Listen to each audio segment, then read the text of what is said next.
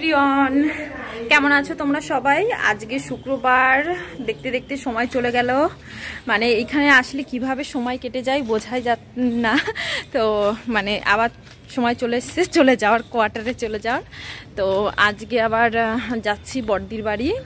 এই যে সামনে আমার যার বাড়ি আছে, তোমাদের সঙ্গে অনেকবারই শেয়ার করেছি, সেখানে যাচ্ছি। খাওয়া দাওয়া আছে আজকে দুপুরে, আর রাত্রে সম্ভবত আমাদের বাড়ি একটু খাওয়া দাওয়া আছে। ওই প্রতিবারই যেটা হয় যাওয়ার আগে সবার বাড়ি একটু নেমন্তন্ন খাওয়া। তো চলো যাই, তোমাদের সঙ্গেও শেয়ার করছি। বাবাইকে খাইয়ে রেখে আসলাম। ও হয়তো এমনি খাবার খাবে ওইখান থেকে গিয়ে, কিন্তু ওরা আলাদা খাবার রান্নাও করেছি, সেটাও খেয়ে নিয়েছে। কোথাতে যাবো রে, কোন সাইড দিয়ে? চলো, এখন আমরা উপরে যাচ্ছি, কারণ দিদি উপরে থাকে, ওইখানেই রান্নাবান্নাও হয়েছে। আর নিচে দিদির বড় ছেলে থাকে, আর এইখানে থাকে মোট 4টে বিড়াল আছে। এই যে ঢুকতেই একটা রয়েছে, এটা এত কিউট দেখতে ছিল, কিন্তু এত নোংরা হয়ে গেছে কি বলবো, মানে আর রোগাও হয়ে গেছে, ওর ঠিকভাবে যত্ন হচ্ছে না মনে হচ্ছে। আর তোমাদের এইমাত্র বলে আসলাম যে কি কি রান্নাবান্না হয়েছে তোমাদের সঙ্গে শেয়ার করব। তা খাওয়া হয়ে গেছে, আমি মানে ভুলেই গেছি, এসেই খেতে বসে গেছি, মানে ভুলেই গেছি যে তোমাদের সঙ্গে শেয়ার করব। তো ওইখানে ছিল চিংড়ি মাছ বাটা আর ডাল, একটা মাছের ঝোল, ওটা কি মাছ ছিল আমি সঠিক বলতে পারবো না, আর ছিল মাংস। তা বাবাই আর তোমাদের দাদাভাই ওই দিদির রুমেই একটু বসে ছিল, ওরা পরে আসলো, খাওয়া দাওয়া করলো। আর ওই যে তোমাদের বললাম যে রাত্রের দিকে আমাদের বাড়িও আবার খাওয়া দাওয়ার ব্যবস্থা রয়েছে, তা সেটারই আয়োজন করছি। আর বাদবাকি কোনো কিছুই তোমাদের সঙ্গে সেভাবে শেয়ার করলাম না। আজকে একটু চিকেন চাপ বানাচ্ছি, আমি প্রথমবারই বানাচ্ছি, তা ভাবলাম রেসিপিটা তোমাদের সঙ্গে একটু শেয়ার করে দিই। দেখো এইটা হচ্ছে পেঁয়াজ ভাজা, আগে ভেজে তুলে রেখেছিলাম, আর তেলের মধ্যে না একটু কাজু বাদাম আর পোস্ত দিয়ে সেটা ভাজা করে নিচ্ছি। আর তার মধ্যে ওই পেঁয়াজটা আগে ভাজা ছিল সেটা দিয়ে দিলাম।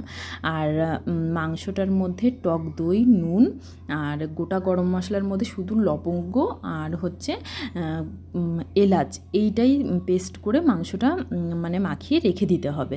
তা আমি একটু দারচিনিও দিয়ে দিলাম, কেন বলো তো, কারণ কি আমার কাছে একদমই অল্প পরিমাণে এলাচ ছিল আর লবঙ্গ ছিল, সেই কারণে আমি ভাবলাম যে একদম অল্প হয়ে যাবে, ভালো করে পেস্ট হবে না, তাই একটু দারচিনিও দিয়ে দিলাম। এখন কড়াইয়ের মধ্যে একটু সাদা তেল, তার মধ্যে আবারও গোটা গরম মশলা ফোড়ন দিচ্ছি, আর দিয়ে দিয়েছি কিন্তু একটু ঘি। আর এখানে মশলা বলতে শুধু দুটো মশলাই ব্যবহার হবে, মানে গুঁড়ো মশলা, লঙ্কার গুঁড়ো আর হচ্ছে হলুদ গুঁড়ো। আর লঙ্কার গুঁড়োটা দিয়ে আমি খুবই তাড়াহুড়ো করছিলাম, কারণ লঙ্কার গুঁড়োটা তেলের মধ্যে এইভাবে দিয়ে দিলে না পুড়ে যায়, সেই কারণে আমি লঙ্কার গুঁড়ো আর হলুদটা দিয়ে এই আদা রসুনের পেস্টটা দিয়ে দিচ্ছি ঝটপট করে। আদা রসুন আজকে মানে এই প্যাকেটেরটাই ইউজ করছি, কারণ অনেক রান্নাবান্না রয়েছে, তার জন্য ভাবলাম এখন আর পেস্ট করার সময় নেই, আর অনেকটাই টাইম হয়ে গেছে, আর অনেক লোকের রান্নাবান্না তো। আর এই যে সেই পোস্ত, কাজু বাদাম আর পেঁয়াজ বেরেস্তাটা আমি পেস্ট করে এখন দিয়ে দিচ্ছি। আর লঙ্কার গুঁড়োটা আর হলুদটা তোমরা যদি তেলের উপর ওরকমভাবে দাও, একদম লো আঁচটা রেখে, কালারটা দেখো অসাধারণ কালার আসবে, কিন্তু খুবই ভালো। কিন্তু একটা জিনিস খেয়াল রাখতে হবে, যাতে লঙ্কার গুঁড়ো আর হলুদটা পুড়ে না যায়, তাহলে কিন্তু কালারটা পুরো কালো হয়ে যাবে। সেটা মানে দেওয়ার সঙ্গে সঙ্গে মশলাটা তোমার দিয়ে দিতে হবে। এদিকে আবার একটু কেকও বানিয়েছিলাম, কিন্তু কেকের বেসটা এতটাই শক্ত হয়ে গেছে, কেন কি জানি, হয়তো কোনো কিছু কম বেশি হয়ে গেছিলো। তা দিদিভাই এসে আমি বললাম যে কেকটা কেটে সবাইকে দাও, তা উনি কেকটাই কাটতে পারছে না, আরও ফ্রিজের মধ্যে থেকে ভীষণ শক্ত হয়ে গেছে। তা আমি বললাম যেটুকু কাটছো কাটো, তুমি যেটুকু পারছো তুমি কেটে একটু খেতে লাগো। আর এই যে এখন মাংসটা, এই যে আদা রসুন পেস্টও দেওয়া ছিল এর মধ্যে একটু, আর হচ্ছে টক দই, আর হচ্ছে যেই গোটা গরম মশলাটা একটু গুঁড়ো করলাম, সেগুলো ভালো করে দিয়ে মাখানো অবস্থায় ফ্রিজে রেখে দিয়েছিলাম। এখন এই সমস্তটা এই মশলার মধ্যে দিয়ে দিচ্ছি, ব্যাস। এটাকে আর কিছুই তোমাদের করতে হবে না, এর মধ্যে কিন্তু আমি একটু জলও অ্যাড করিনি। এটাকে শুধু এবার তোমাদের একটু ঢাকা ঢাকা দিয়ে ভালো করে কষিয়ে নিতে হবে। এখানে কাকুর মেয়ে, কাকুর ছেলে, তারপরে বড়দা ভাই, তোমাদের দাদা ভাই সবাই বসে রয়েছে, সবাই মিলে গল্প টল্প করছে। আর আমার এইদিকে চিকেন চাপটা মোটামুটি রেডি হয়ে গেছে, আর বানাবো এর সঙ্গে হচ্ছে বিরিয়ানি। তো বিরিয়ানির জন্য ভাতটা না মা বাইরেই উনুনে রান্না করেছে, আর এইখানে আমি মানে বসে গেছি লেয়ার দেওয়ার জন্য। এবার কি বলতো, বড় কোনো পাত্র হলে, গামলা টামলা হলে একবারে যদি যদি লেয়ার দিতে পারতাম তাহলে খুবই ভালো হতো আর সুবিধা হতো।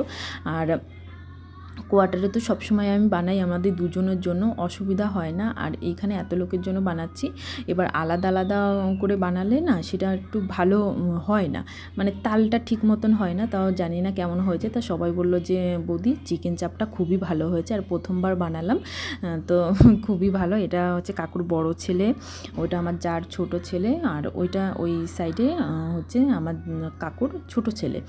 আর ওইটা ওই লাল শার্ট পরা, লাল গেঞ্জি পরা যেই ছেলেটা রয়েছে ওটা তো বললাম কাকুর বড় ছেলে, ওর পাশে রয়েছে ওর বন্ধু। আর এটা হচ্ছে আমার যার বড় ছেলে, আর ওইটা হচ্ছে আমার যার বৌমা, মানে আমাদের বৌমা। আর ওইটা আমার কাকুর মেয়ে, আমার যা, অনেক সবাই খাচ্ছে। তারপর শেষে আমি খেতে বসেছি, আর আমাদের বৌমা একটু ভিডিও করে দিচ্ছিলো। তো আজকের ভিডিওটা কেমন লাগলো তোমাদের অবশ্যই কমেন্ট করে জানাবে।